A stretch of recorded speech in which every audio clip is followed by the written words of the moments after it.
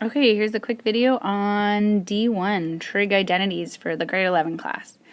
So here's the 3 trig identities we talked about in class today. So the first one was our quotient identity, where tan equals sine over cos, this guy up here.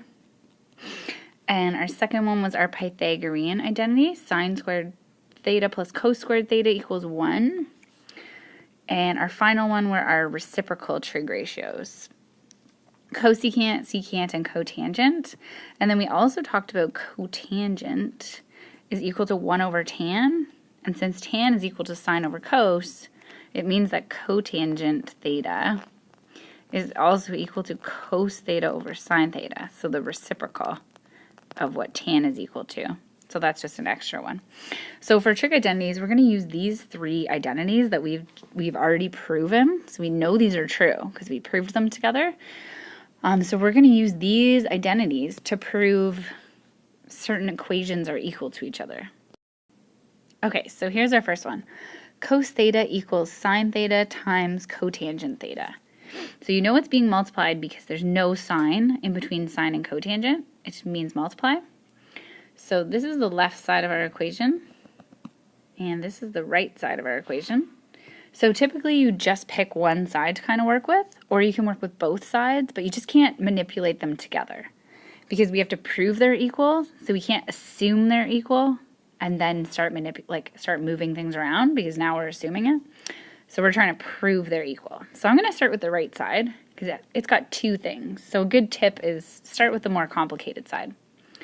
So sine theta, cotangent theta. So looking at my left side, I gotta make it equal. I gotta make my right side equal cos.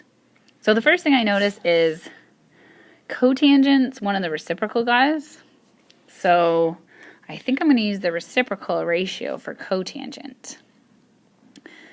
And cotangent, I know, is equal to, cotangent's equal to 1 over tan theta.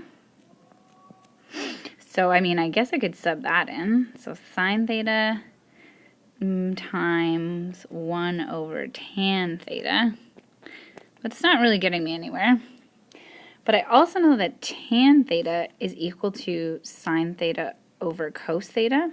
Whoops. Sine theta over cos theta. So we talked about cotangent being equal to cos over sine, because cotangent is equal to 1 over sine, so it's equal to 1 over sine over cos.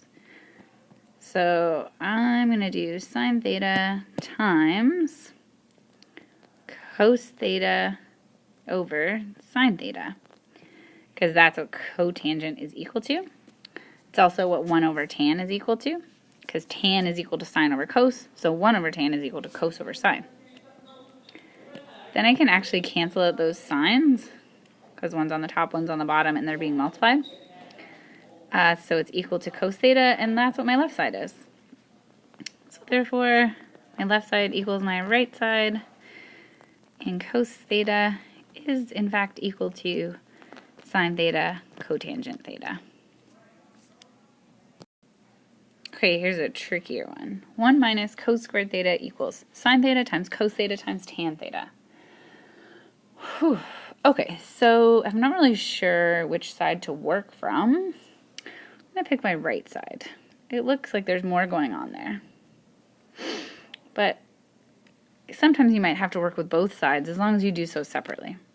Okay, so the right side. So I'm looking over here and I'm seeing 1 over cos squared. So I don't really want a tan. So I'm going to get rid of that first. So I've got sine theta, cos theta, and I know I've got a trig identity for tan because tan is equal to sine over cos. So I'm going to switch it to sine over cos. And because these are all being multiplied by each other, I can cancel. So I can cancel out my coses, which just leaves me with sine theta, sine theta. And if I have 2 sine thetas, that means I have sine squared theta. And using my Pythagorean identity, I know sine squared theta plus cos squared theta is equal to 1. So I can use this identity to prove that sine squared theta is actually equal to, sine squared theta, it's actually equal to 1 minus cos squared theta. So I just proved that sine squared theta is actually equal to 1 minus cos squared theta, which is what the left side is. So I just proved my left side is equal to my right side, and this equation at the top here, this big equation that's not letting me circle it, but anyways, is in fact true.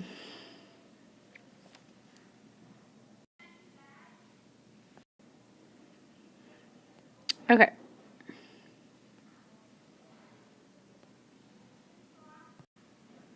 Okay, so here's our trickiest one. Sine theta divided by 1 plus cos theta equals 1 minus cos theta over sine theta. Okay, this one's so hard, because there's really nothing that we can work with right now. I mean, there's 1 minus cos theta kind of looks like when we have 1 minus cos squared theta is equal to sine squared theta. Like, it kind of looks like the Pythagorean identity, where it's like sine squared plus cos squared equals 1. But it's missing the squared. So we can't just square it, because you can't just square things. We can't square the top and the bottom, because that would be changing our equation. So this is a really tricky one. This one you have to think back to your factoring. It always comes back to factoring. And you have to think about your difference of squares. So how would you know to think about this? You wouldn't. It's just by practice. So difference of squares is a good tactic. It's another tip to solve these. So we know in a difference of squares, if in brackets we have x minus 4 times x plus 4, we know that that expands to x squared minus 16. So difference of squares is cool because it's like two sets of brackets, but it only expands to give you two terms, which is kind of what we want. So when we're thinking about like 1 minus cos squared theta, we're thinking like, ooh, I forgot the S. That kind of looks like a little bit like this, kind of like 1 squared minus cos squared theta. It kind of looks like a difference of squares. So we're saying this kind of looks like this-ish. So we want the top of that to kind of equal that. So let me just erase this so I have some space. Sorry. All right, so we are going to try to make this happen. So we're going to work with our right side. Okay, so this is really crazy, but I'm going to make this into a difference of squares. So I'm actually going to multiply the top by 1 plus cos theta, because now I've just difference of squared it. 1 minus cos theta, 1 plus cos theta. It's like x minus 2, x plus 2. And therefore, I have to do the same thing to the bottom. So I have sine theta, and I'm going to multiply it by 1 plus cos theta. So I've multiplied the top and the bottom of the fraction by 1 plus cos theta. And that's totally fine, because it's like we're just multiplying by 1, which doesn't change anything. Okay, so now I'm going to expand the numerator. So if you expand it like FOIL, like 1 times 1, 1 times cos theta, negative cos theta times 1, negative cos theta times cos theta, you'll end up with 1 minus cos squared theta, because it's like a difference of squares. So if you expand those brackets, like doing this expansion kind of thing, you'll end up with that once you simplify it, over sine theta times 1 plus cos theta. Okay, so we already proved 1 minus cos theta using our Pythagorean identity. Since we know sine squared theta plus cos squared theta equals 1, we can also assume sine squared theta is equal to 1 minus cos squared theta. So sine squared theta is equal to 1 minus cos squared theta. And that's what we have. So we're actually I'm just going to move over here because I'm running out of space. So I'm going to change my numerator. Whoops. I'm going to change my numerator to sine squared theta using my Pythagorean identity and keep the bottom the same. Sine theta 1 plus cos theta. And now I'm going to do some canceling. So sine squared theta is actually equal to sine theta times sine theta. That's what sine squared means. And my denominator is sine theta 1 plus cos theta. So I can actually cancel out one of my signs on the top and the bottom. And then what I have left is sine theta over 1 plus cos theta, which is in fact equal to the right side. So my left side is equal to my right side.